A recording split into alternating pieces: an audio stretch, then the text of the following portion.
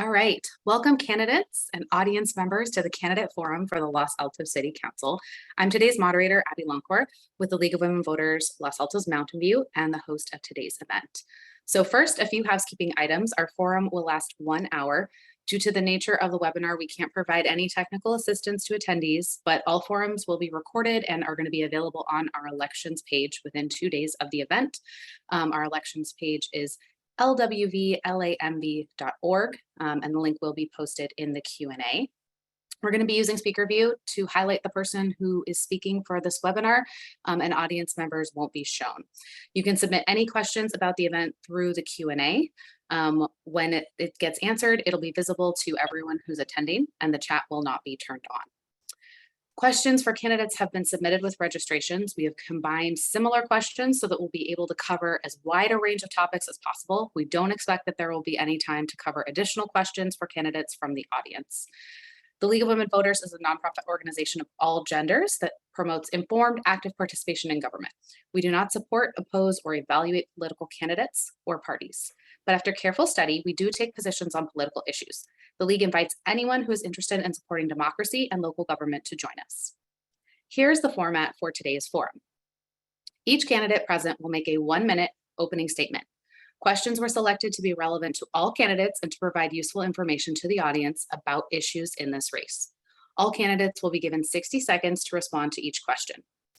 Finally, the candidates will each have a 1-minute closing statement at the end.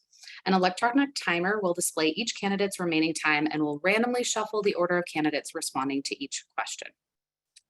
We ask our candidates to abide by the following. 1, time limits. When the timer line turns red, I will say thank you. Please finish by completing your current sentence. 2, respect. Candidates will not interrupt each other. 3, fairness. Campaign marketing materials will not be visible on the candidates' screens. I will now introduce the 3 candidates with us this evening. Please raise your hand as you are introduced. Pete Daly, Anita Inander, and Nisa Flieger. Okay, sorry, Flieger. Thank you all so much for participating in today's forum. The order of opening statements, questions, and closing statements will be randomized by our electronic timer. And we are ready to begin. So first up, it looks like we have Anita. Good evening. Thank you everyone for coming. 4 years ago, you elected me to council because I wanted our city to run better and to improve our financial situation. I've kept that commitment. Our new city manager is improving operations and is building a high-performing staff. We exposed and fixed many financial issues. We have plans to make our streets safer for all, fix our infrastructure, and fully fund public safety. We've implemented new laws to increase housing options and approved our first all-affordable housing development. Looking forward, we need to find the best way to further expand housing options while preserving our cherished neighborhoods. We also have to have the fiscal discipline to follow our plans and adjust if the economy tanks. My experience as a business owner, management consultant, and knowledge of land use planning make me uniquely suited to help our city deal with the real issues it faces in the next 4 years. I listen to residents, not special interests. I respectfully ask for your vote to re-elect Anita Inander for City Council. Thank you. Thank you. Next, we have Pete.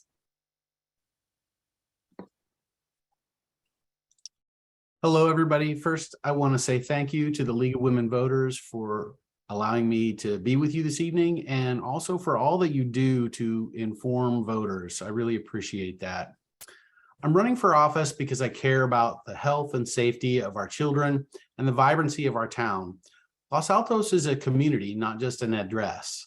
I bring a fresh approach to solving our most challenging problems. Teamwork makes the dream work. It might sound cliche, but after years of for-profit and not-for-profit work, I'm very well known for reaching out to diverse stakeholders and bringing people to the table to find common ground.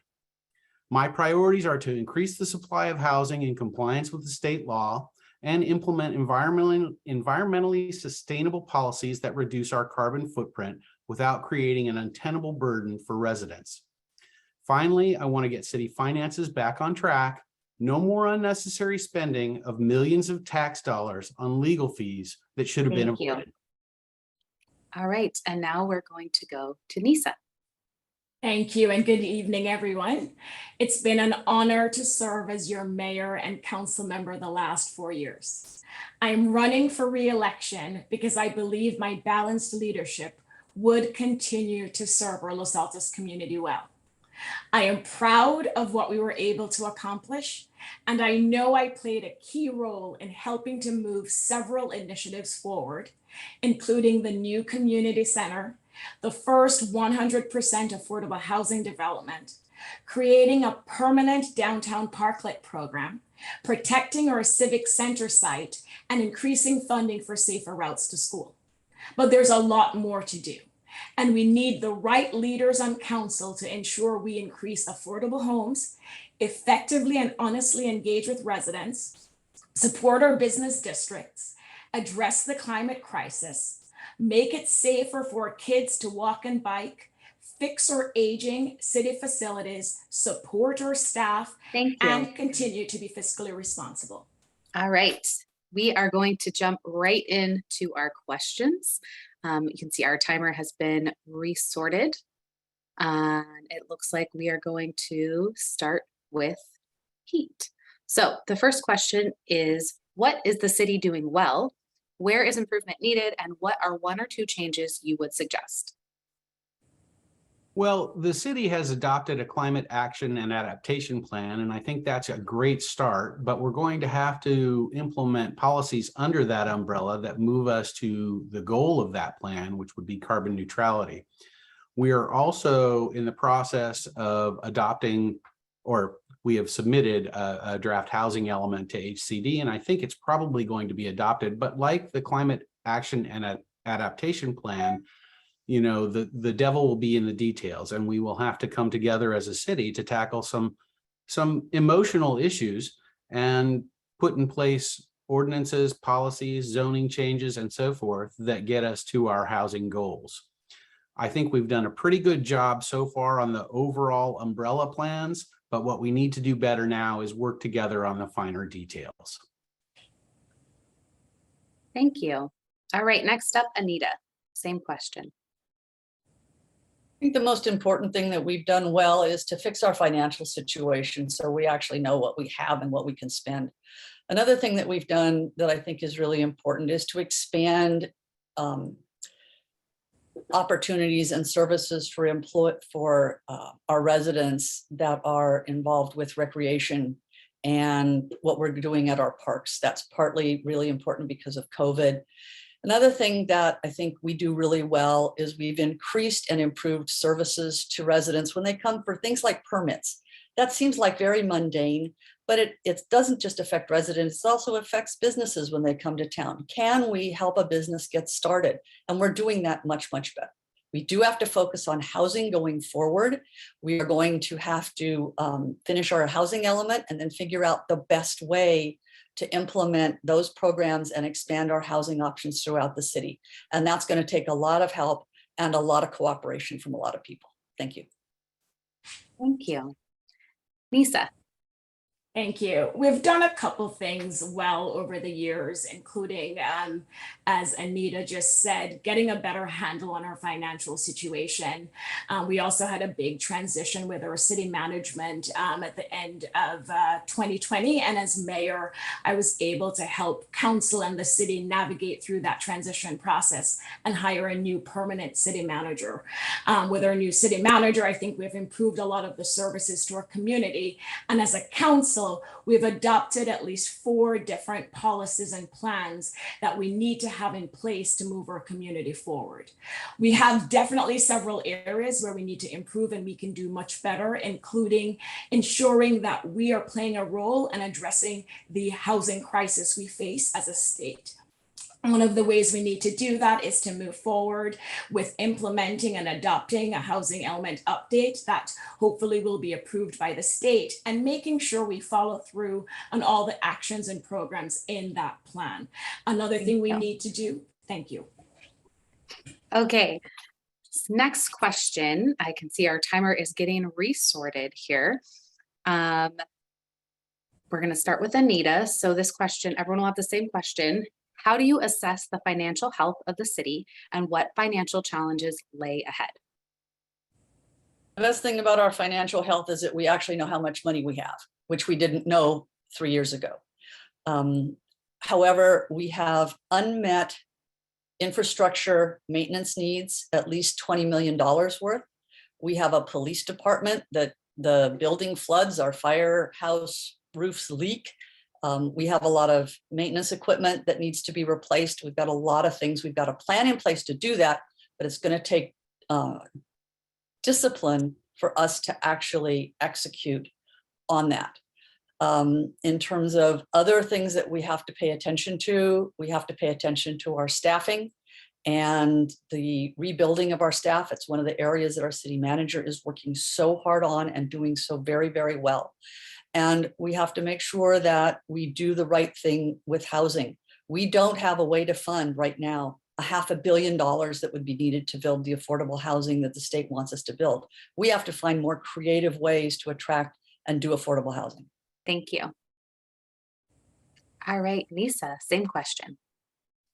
So we have started the process, as I mentioned before, to really get a handle on our financial situation, but there's still a lot of work left to be done. And there are 3 big areas that as council, I think we need to make sure that we're doing our part.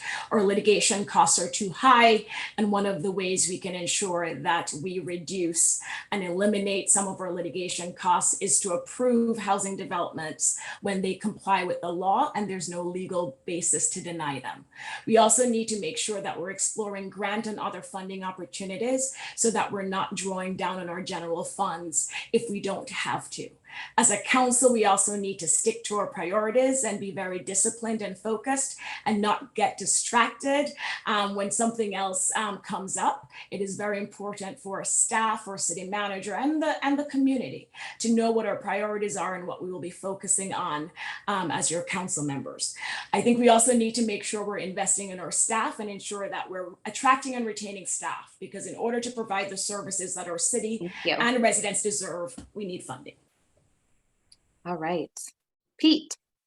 Abby, would you do me a favor, please, and read the question one more time? Sure. How do you assess the financial health of the city and what financial challenges lie ahead? Well, our city, like many, has certain financial issues. There are some unfunded liabilities with regard to pensions and so forth, and these are fairly common for cities. We have done a pretty good job in the last year getting a better handle on where we are, and I credit both our city manager as well as the recently departed director of finance for doing that. But going forward, there are a number of things that we have to do. We've got to fund, for example, park equipment. All of our parks have structures, play structures and so forth that are beyond their useful life. And we've got to fix our streets. But the biggest one is going to be funding the police station. So I think we're probably going to have to float a bond to do that. And then I would say that we need to, as Nisa said, rein in our legal expenses. And I would also add that we can increase revenues without increasing taxes if we have an intelligent housing policy that brings the development fees that will fund many of these things. Thank you. All right, moving on to the next question. You can see our timer is getting resorted. So first up will be Pete for this question. The city has lost staff in recent years and some positions are still open. What can council do to help attract and retain employees? I mentioned a moment ago our recently departed financial director, and unfortunately during his exit interview, he made it known that part of the reason he was leaving is that he didn't care for the way council was micromanaging his job. And so my approach is to let the professionals do their jobs.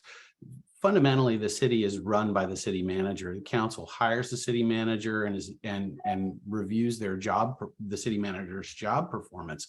But the very best thing that we can do is to let our professionals do the work that they're trained to do. I'm not an architect, nor am I a lawyer. So I would not substitute my opinion for the opinions and findings of the professionals that we hire to do the work. All right, thank you. Next, we have Nisa. Let me start with my record. As a council member and former mayor, I supported increasing the compensation for our city staff. I also supported increasing funding so that our staff would have the resources and tools they need to carry out their work for the city. I also supported the compensation policy that our city manager brought forward, which is creating the right environment to make our city hall attractive to future employees. In fact, when he brought the draft compensation policy to council, I asked that language be added to make clear that we want a very diverse and inclusive city hall. As council, we do not micromanage, and we should not, and we do not manage staff, but we do have a role to play in adopting those types of policies and also ensuring that we support, respect, and let staff know that they're appreciated. We engage with them at council meetings and sometimes one-on-one conversations, and it's very important that they know we respect them even when we disagree with them. Thank you. All right, Anita. Thank you. So the most important thing is to support our city manager because he's extraordinarily competent. We have an exceptional city manager, and he's asked for a number of policy things, and this council has unanimously agreed to support that. We have to continue to do a compensation package that gives benefits that are the kinds of things that mean people want to come here. But more importantly, the way we have managers and council and residents treat staff will change the culture and the belief that Los Altos is a tough place to work. We are making that transition now. We have a better management team, and nothing is more important to employees than having the right kind of managers. And we have to make sure that we provide an environment, including a physical plant, that makes this an attractive place to work. That will all contribute to us attracting and retaining extremely competent staff, which is something that the city has struggled with for a number of years and that got worse during COVID. Thank you.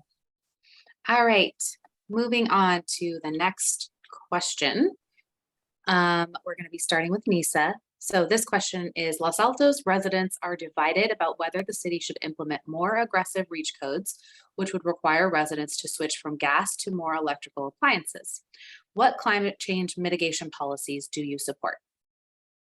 Let me start off by helping to correct the record. There's been a lot of disinformation about the reach codes being considered by council.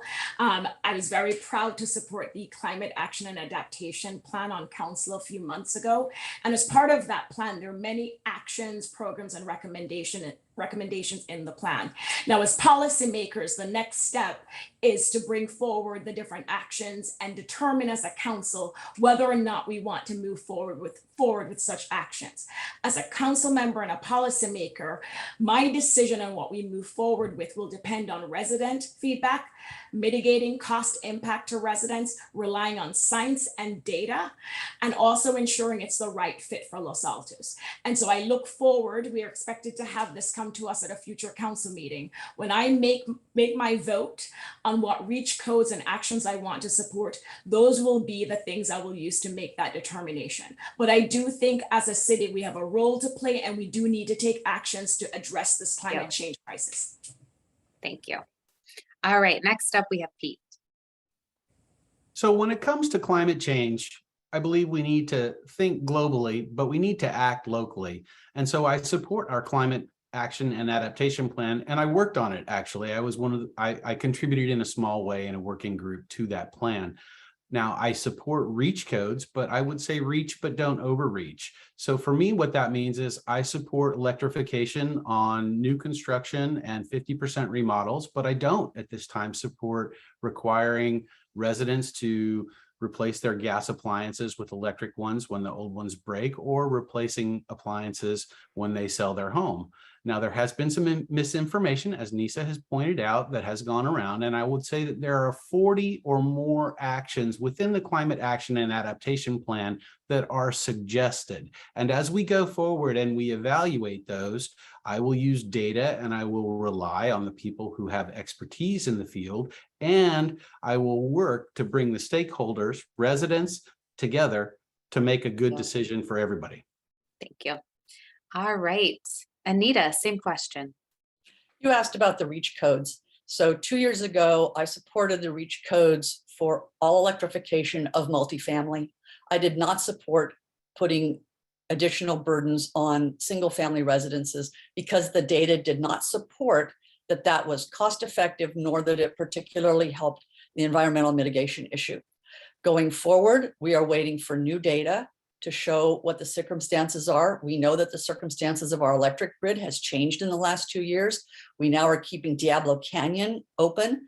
We have grid issues. It's not at all clear what the financial cost benefits, as well as the feasibility of additional electrification might be in the current circumstance.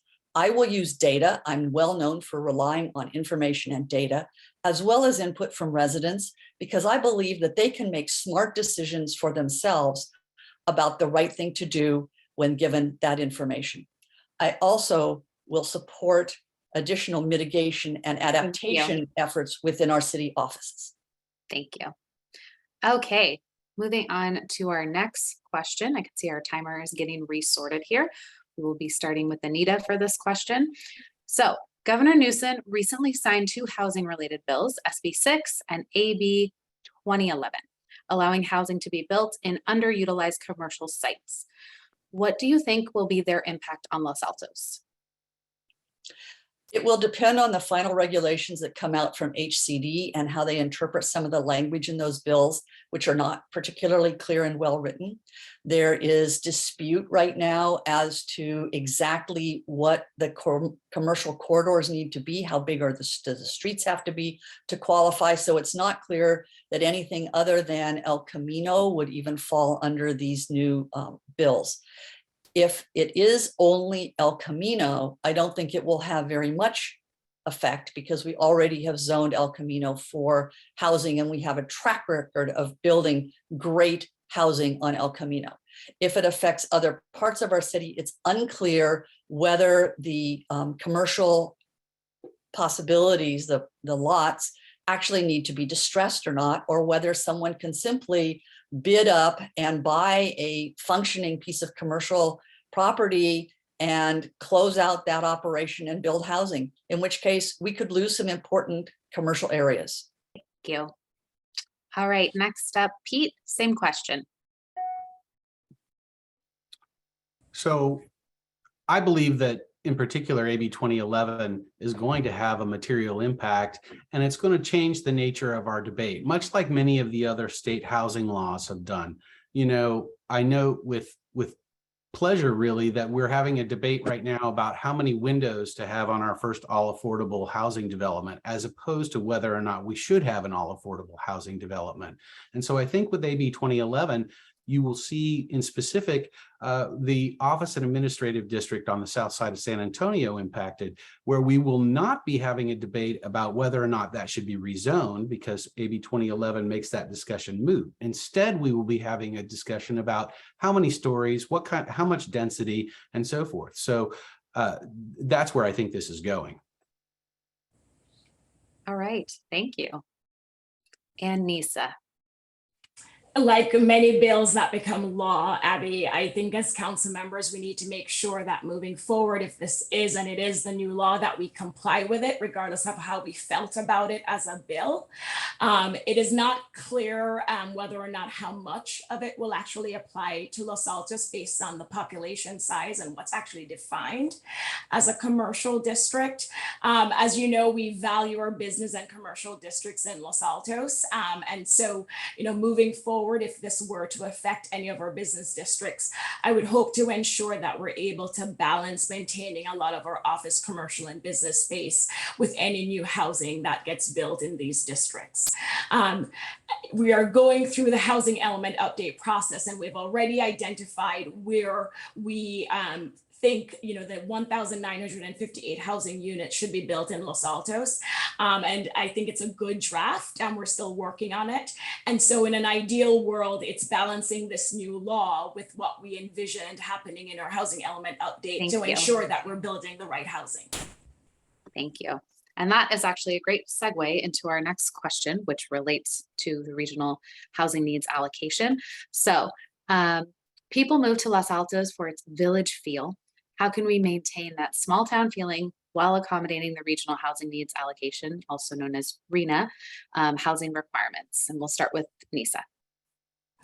So first, we need to make sure that we're complying with the state mandates and we're meeting our Rena numbers, especially going into this next cycle.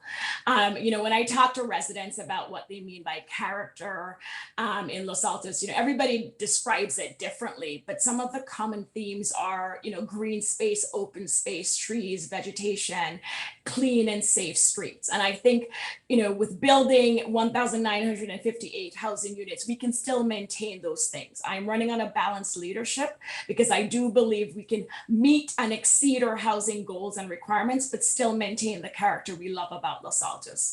I apply that approach when I review and approve different housing developments, where I do aim to ensure that the privacy of existing homeowners are respected to the extent possible. So I look forward to building housing because this will serve the needs of our clerks, our city staff, school staff, and so many other workers in Los Altos. We need housing at all income levels. Thank you. It's the right thing to do. Thank you. All right, Anita, same question. So the great thing about the RENA process is that it requires us to find ways to build housing for all different income levels. That's something that Los Altos traditionally hasn't had. And I think one of our biggest challenges is going to be figuring out how we can actually get housing constructed that is at different price points. That requires subsidies. And the great unanswered question is where we're going to find the partners to subsidize below market rate housing. That's going to be our biggest challenge. We can build things that the state considers affordable by design, like ADUs, but that doesn't really mean we have affordable housing. So I think that's going to be our biggest challenge. Another challenge that we will have is protecting people's privacy, because as you said, people love our neighborhoods. They care about their privacy. They care about the spaciousness of their yards. And so we're going to have to find places for housing, for dense housing that does not adversely affect what people cherish and work hard in cases for many, many years to achieve by moving into Los Altos. All right, Pete, same question. Well, first, let me say that I agree with the town crier and their headline in which they endorsed me. They said change is coming to Los Altos, and it is, whether we want change or not.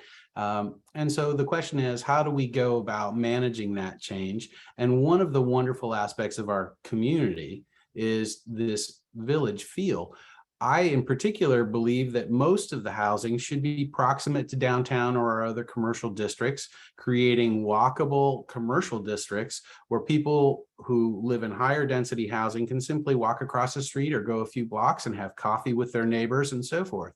And that walkability of our downtown, I think, is going to actually really enhance the feeling of community in our downtown neighborhood. And I would finally say that we don't need to change the zoning in our single family residential neighborhoods. And I think we'll be able to meet our RENA number with higher density proximate to downtown and other commercial areas. Thank you. Sorry, mute problem there. All right, moving on to the next question, which will go to Anita first. Sorry, making sure the timer doesn't switch again. What infrastructure and services are needed in Los Altos to support the increased housing required by the city's RENA requirements, and how will they be paid for?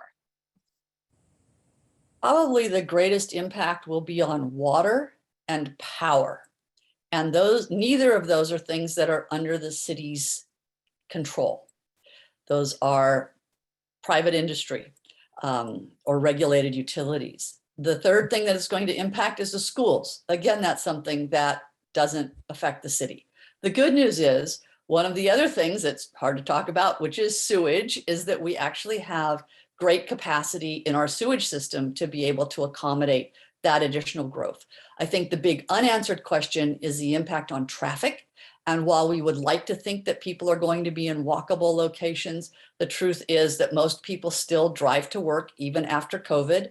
And we're going to have to figure out how we're going to manage the traffic that will come from additional housing. That's the biggest challenge. The second one will be how we deal with parks and recreation, and that we do not have the number of parks that we need to have to provide great quality of life for new residents. All right, Pete, same question. So, as has already been noted, there are elements of infrastructure that don't come under the heading of things that the city can control, but the things that the city is responsible for that need to be addressed are, number one, our streets, and number two, our parks. And in the case of the streets, we have already allocated a substantial amount of our budget toward improving the condition of our streets. And when it comes to parks, as I said earlier tonight, every one of our parks has play equipment that is beyond its useful life. So we're going to have to use our park in lieu fees, and we're going to have to update the play equipment in our parks. And when we do that, we're going to also have an opportunity to make them more inclusive for people of all ability levels. And we'll take this opportunity to improve our infrastructure going forward and make the town even better. Thank you. All right, Nisa, same question.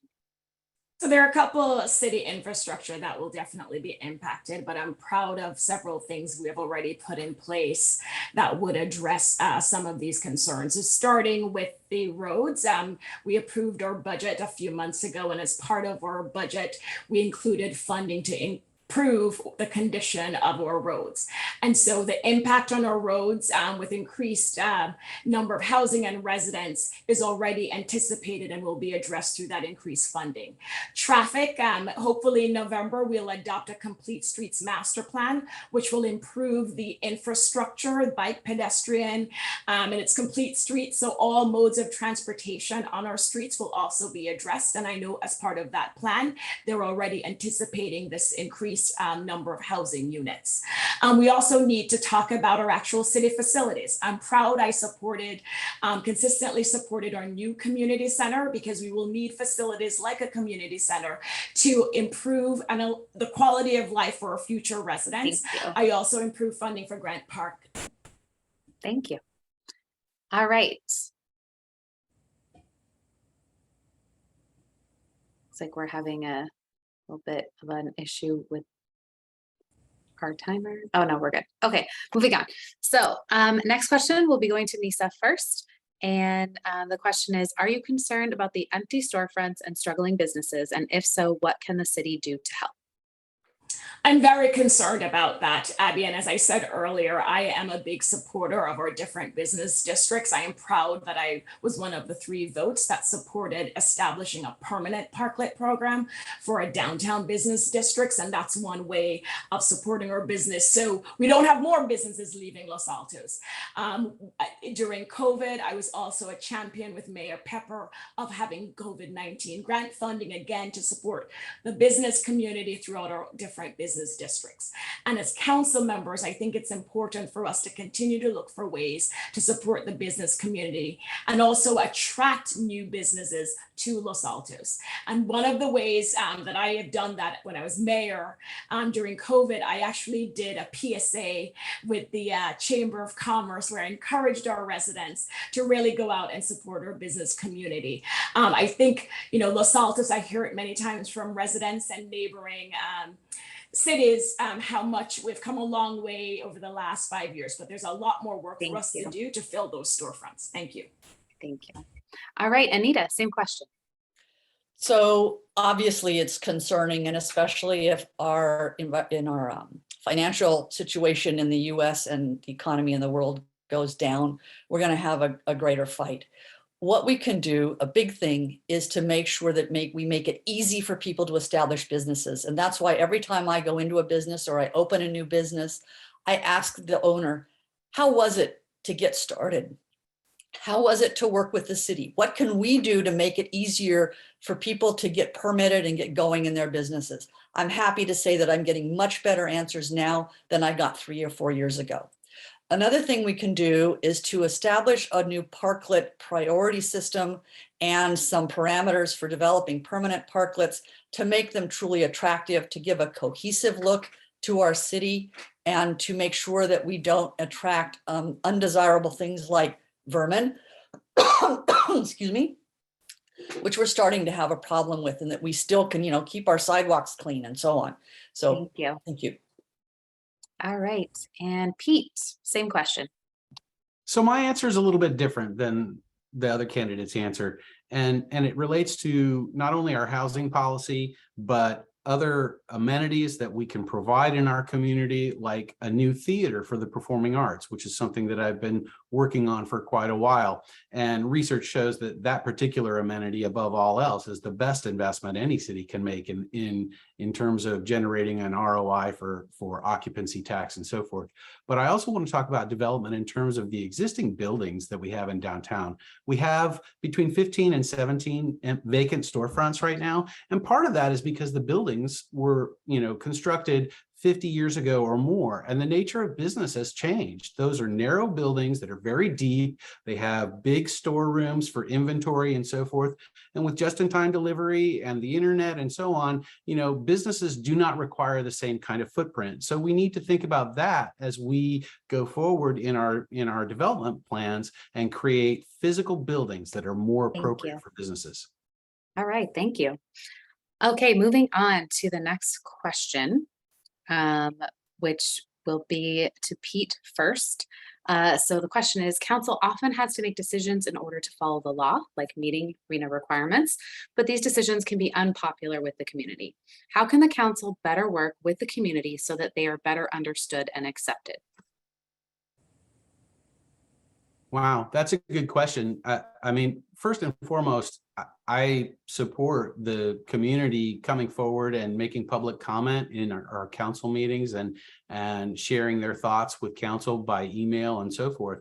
But there are many times when that process is perverted by one interest or another in town, and misinformation is circulated, and what you end up with is a group of residents who sometimes are upset about things that aren't really before council. And we experienced that with reach codes recently, but we also experience it from time to time when it comes to housing and things like that. So fundamentally, it's about teamwork, and that's what I'm running on. You have to be willing to reach out to people that you don't agree with, and in fact, be more interested in hearing what they have to say so you can find compromises. And it's that kind of ethos that will get us through this. Great, thank you. Anita, same question. I think it's really important that we inform residents about the constraints that we're working within.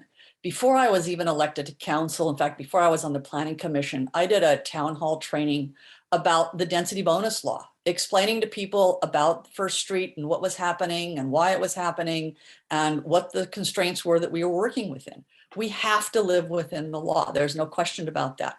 But we also have options for creating good standards that we can apply, objective standards. And I'm proud to say that this council has done a good job of putting in place standards. What I'm unhappy about is that we haven't tried to apply them and figure out, okay, are they really the kind of thing that would work for our city? And we still have to prove whether those are going to need fixing or not. But I also think we have to be sure that we pay attention to what people's interests and needs are for privacy.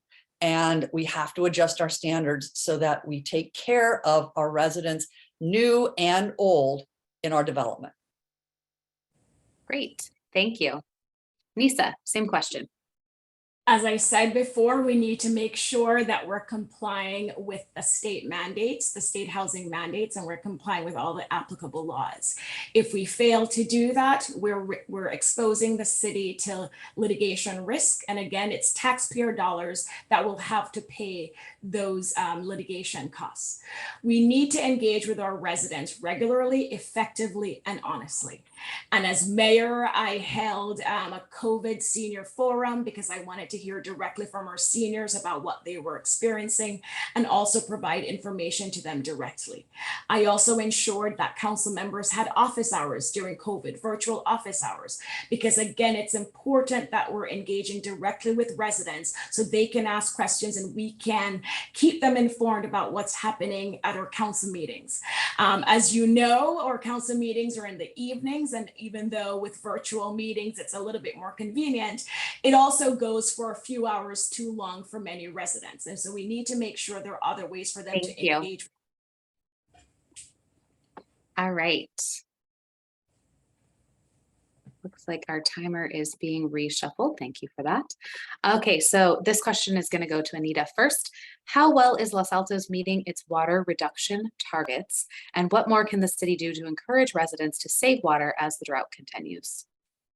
This is one of the most important issues that we face, because although Valley Water has a plan to expand our water supply, I don't think they're going to get where they need to go. And we're going to be dependent on conservation in order to provide water for the new residents we'll have under the Rena increase in housing. We can and should have on our website all of the tools that people can access to save water. We need to help people understand how they can use gray water, how they can use the programs that are available from Valley Water to convert their yards and be more water efficient. There's a ton of things that we can offer to residents. We just have to have the time and invest in putting that information out there, and then really starting to explain to people what you can do to save the green space we have. We have to save our trees. Our trees are dying in this town because of the drought, and we have to do something to protect those, because that helps us deal with climate change mitigation. Thank you. All right, Pete, same question. So I support a variety of conservation techniques, gray water recycling, rainwater capture. I support standards for permeability of our surfaces, our streets, parking lots, things of that nature, so that the water actually returns to the water table and instead of flowing out to the bay. I also think that we need to encourage our residents to do more drought tolerant landscaping. And our climate is changing. There's really a consensus on that, and you can observe it as well. So making those changes, I think, is eminently appropriate. But we also should look at a combination of carrots and sticks. We have the sticks in place where you have escalating costs per unit of consumption of water, and we may need to revisit those and see if they need to be increased. But part of that, that's really Valley Water, but the carrots, having shower heads that you can turn off while you soap up and things like that, having things like that available for residents, having financial incentives available for residents, those are things we need to look at too. Thanks, Pete. All right, Nisa, same question. Some of the key things we can do as council members, and I'm proud of what I did when I was mayor, is educate our residents about the new requirements and also help them better understand ways they can conserve water. When I was mayor, I adopted a resolution along with my colleagues on council so that residents would be aware of the difficulties we're facing as a city, and it was a way to encourage residents to really do their part. I also wrote an article for the town crier, because again, I think it's very important to engage and reach our residents so they know that this is top of mind, or their leaders are taking it seriously, and here are ways they can help. I agree with the ideas that I've heard from Anita and Pete. Definitely drought resistant and tolerant landscaping are key, educating our residents about alternatives. But it's very important for us to make sure that they're kept apprised of what's happening. I do want to quickly address the fact that with higher density housing, there will be less water use. Thank you. All right, next question. This will go to Pete first. Issues like climate change and housing get a lot of attention. What Los Altos issues are flying below the radar that we should be addressing? So I've been doing a lot of walking and talking to residents, and as I started my campaign, I outlined my own priorities for the campaign, which were housing, environment, and city finances. And I maybe made the mistake of assuming that all of our residents are as tuned in to every issue as I am, since I've been going to all the city council meetings for ages. But in truth, as I walk around, I find out that there's a lot of residents who are really busy, with work and trying to get their kids to school and dealing with traffic in the morning and the safety of their kids going to school. And these issues are sort of kitchen table issues that they give them a lot of stress on a daily basis.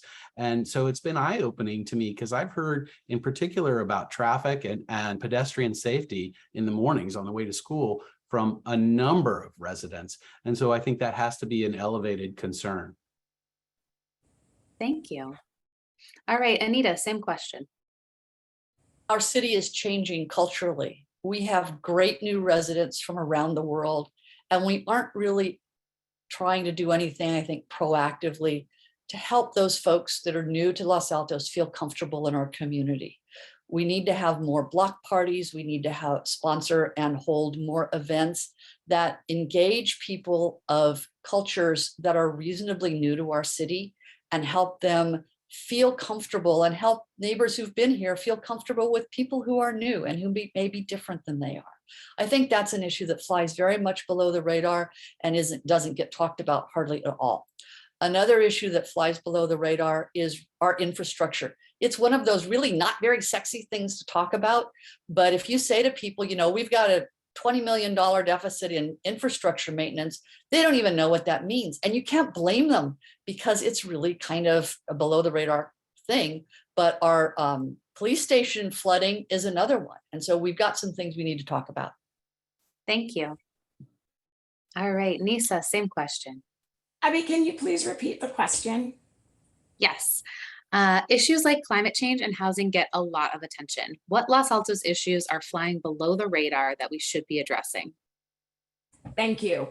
I'll start with engaging with our residents, and we've talked about it a couple of times already, where I think we need to do a better job of engaging with a broader cross-section of our community so residents know what's happening in their community and neighborhoods. You know, we get a lot of emails, phone calls, and I will tell you one of the biggest complaints from residents is they heard about something happening in their neighborhood the day before it is going to happen. And so we need to do a better job with notifying residents and using different tools and resources, because everybody receives information differently. And some individuals need to see the information in 10 different forms, 2 different forms, and receive it 3 times before it really registers. And so I do think that's a top priority. And that cuts across every single issue that we're dealing with as a community and as a city, where we need to make sure we're engaging residents, whether it's the climate action and adaptation plan, the housing element, the downtown vision plan, the compensation policy plan, all these different plans that we want to move forward on council. Great, thank you. Okay, so this next question is going to go to Nisa first. What steps would you support to protect and increase open space? I am very proud of the actions I've taken already to protect green and open space. As a former chair of the Parks and Recreation Commission, this is a top priority for me. One, I supported protecting the Civic Center site. I also supported ensuring that if we were going to make decisions about using open and green space, that we did the right research to ensure that was the right location before replacing any green space in Los Altos. I think it's important for us as we build more housing, and you'll see when I take votes on new housing developments, I always push the developer to increase the green and open space to accompany the housing developments, because I think it's important for new residents to also have access to open and green space. And finally, we need a new park on the El Camino corridor in North Los Altos. This is a top priority for me, and I hope we get an opportunity to do it in the near future. Thank you. Pete, same question. So I too have been the chair of the Parks and Recreation Commission. So I'm also pretty acutely aware of our park situation. And I will tell you that Los Altos is mostly fully built. So there just isn't a lot of land that presents itself as an opportunity to expand our parks. Where we can do that, we certainly need to do that. But the biggest thing is examining building up instead of building out, right? We have a portion of our community that thinks 2 stories is too many. And oh my God, please don't let it be 3 stories. And if it's 4, it's a canyon effect, right? But the only way you can preserve the amount of open space that we all want and reach our RENA numbers is by building up so that the footprint of the buildings still accommodates green space. Thank you. All right, Anita, same question. So when I was on the Planning Commission, I championed adding requirements for open space, private and shared, as well as better landscaping in multifamily homes. We need a place for kids to play other than at parks. I'm pleased to see that the recent projects we've approved have open space above the parking, some cases on the second floor, exactly to meet that requirement. Another thing that important that we've accomplished in the last 4 years is to rezone some leftover parcels that were actually in our parks, but that were actually not zoned as parkland. It took a lot to make that happen. We first got some of the Shout Park and Redwood Grove parcels rezoned, and then Grant Park parcels rezoned, and finally a protection for our Hillview site so that those can remain parks, because there is no more land. And it's going to be tough to add. We've got our fingers crossed that we're going to get something for the El Camino corridor. And I know I'll be working very hard to make that happen. Thank you. All right, this is going to be our last question before closing statements. And it's going to go to, seeing if the timer's going to reset, it's going to go to Pete first. So for this one, ask and answer the question that you wish we had asked you tonight. Any question you'd like to ask and answer, you have 1 minute. Pete, we'll start with you. So we've talked about a variety of different policy areas, but more or less discrete, separate policy areas. And for me, you have to do these things in concert with one another. So when we talk about the environment and housing, we need to talk about them together, right? We need to talk about creating housing policy that still enables us to meet our climate goals, right? How do you reach carbon neutrality, which is the goal called for in our climate action and adaptation plan, while adding roughly 20% to our housing inventory? And the answer there is we have to look at all of those goals together and understand that they create dependencies and bring people to the table and come up with solutions that, improve walkability so that we don't have the same number of automobile trips per resident for the 2,000 new units that we're going to add. Thank you. All right, same question to Lisa. Any questions you'd like to ask and answer? Go ahead. I'm sorry. No, that's fine, Abby. My question is, why should voters in Los Altos vote for me? Los Altos voters should support me because of my leadership approach, my record, and the invaluable relationships I've built with regional leaders and groups. My leadership approach is balanced and collaborative. I have a can-do positive attitude, all of which will be effective in tackling the challenges we face as a community. My record shows that I champion policies and programs to improve the city and the lives of residents, and I don't shy away from challenges. And finally, the relationships I've built have allowed me to successfully advocate on behalf of Los Altos. This includes getting our first ever 100% affordable housing development and our first COVID-19 booster clinic.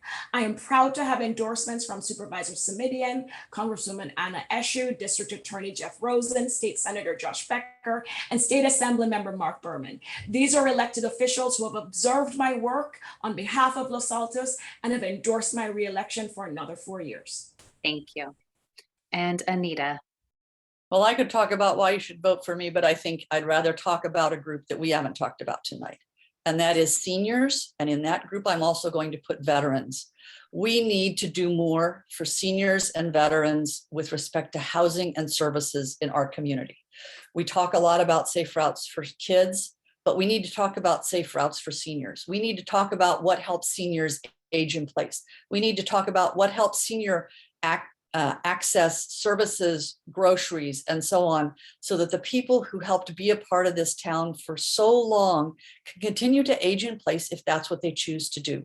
We need better housing options as well for seniors and for veterans.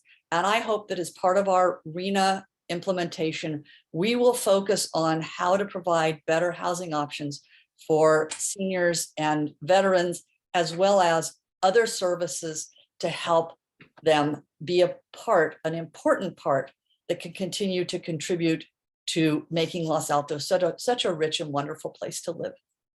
Thank you. All right, now we are going to do closing statements, and we are going to start with Nisa. You have 1 minute for your closing statement.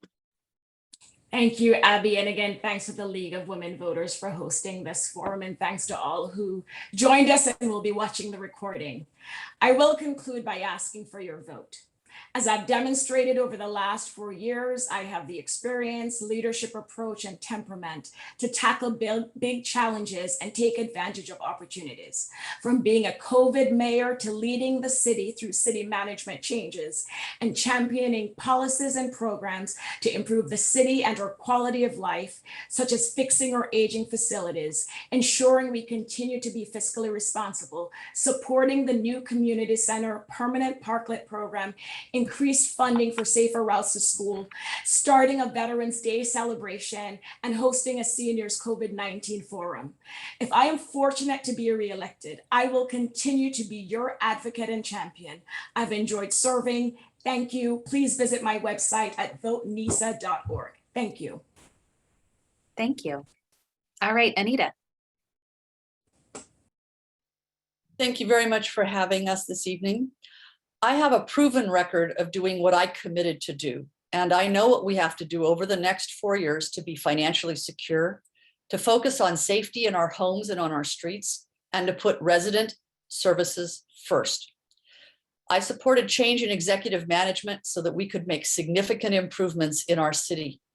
We have a housing element to complete, and I am uniquely qualified to make sure that we make good decisions regarding the future growth in Los Altos that will result in affordable housing while protecting our business districts, walkable neighborhoods, and single-family housing. I am committed to listen to all views and am not influenced by any special interests or aspirations to higher office. I am here to serve our community. I'm honored to have done that for the past 4 years, to have served as your mayor this year, and I respectfully ask for your vote to re-elect Anita Enander to the Los Altos City Council. Thank you. Thank you. Pete, you have 1 minute for your closing statement. So I've built a life centered around service to others. I retired from the technology industry almost 9 years ago. And since that time, most of what I've done with my time is volunteer in our community, helping our kids either as a coach or in various other capacities. And so I think you can tell a lot about a person by the company that they keep. And I'm proud of the endorsements that I have. I'm proud of the 10 former Los Altos mayors that have endorsed me. I'm proud of the other sitting mayors of our neighboring cities that have endorsed me. I'm proud of the sitting school board members who've endorsed me in particular because they see the teamwork approach that I want to bring to working with the school districts. And, you know, other organizations as well, like the League of Conservation Voters and the Democratic Party. And I would say that, frankly, it's almost offensive to me that the idea that clean air and water, safe classrooms safe from gun violence, and reproductive liberty are somehow special interests. All right, thank you. Well, that concludes our forum. I would like to thank all the candidates for participating and all the volunteers who helped to make this forum possible. The League of Women Voters believes that a democratic government depends upon the informed and active participation of its citizens, and we hope that the insights you have gained from this forum will help in planning your vote. To look at a personalized ballot with information about your candidates and ballot initiatives, please visit the Voters Edge website at votersedge.org after you receive your ballot next week. Voters Edge also provides information about major donors for candidates and initiatives. When this forum closes, our webpage will appear. Visit our webpage to see our election events and links to recordings of those that have already occurred. For the November 8th election, please vote early and deposit your signed ballot in a ballot drop box or mailbox as soon as possible. Thank you for helping make our democracy work.